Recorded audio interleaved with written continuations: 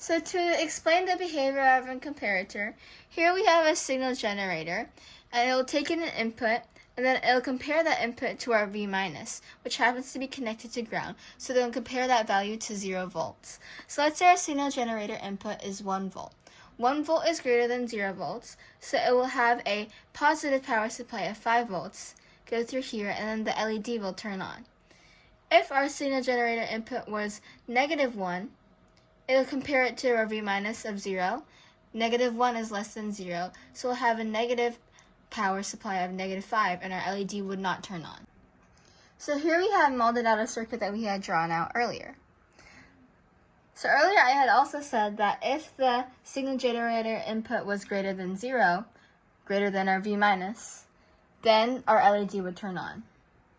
We see that here we have it set to 1, a positive value greater than 0. And our LED is on. Now let's change it to a value less than 0, -1. We see our LED is off.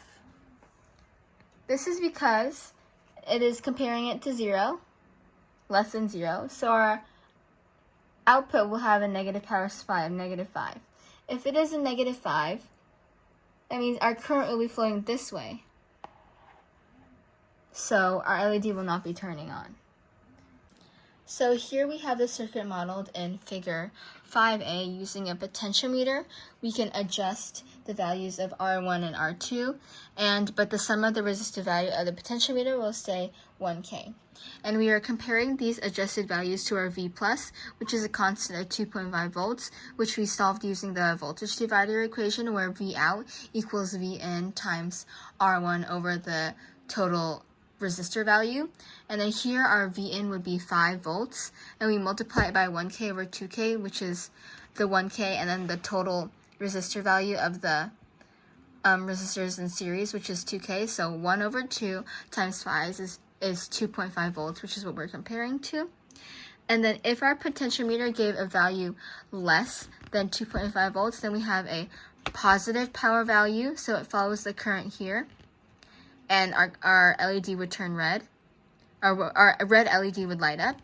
And if we had a potentiometer value greater than 2.5 volts, then we would have a negative power supply, and our current would travel backwards, and our green LED would turn on. So let's model it here. Turning the potentiometer left, it stays red. So therefore, the potentiometer is giving a voltage value less than 2.5. And if we were to turn it right, it turns green.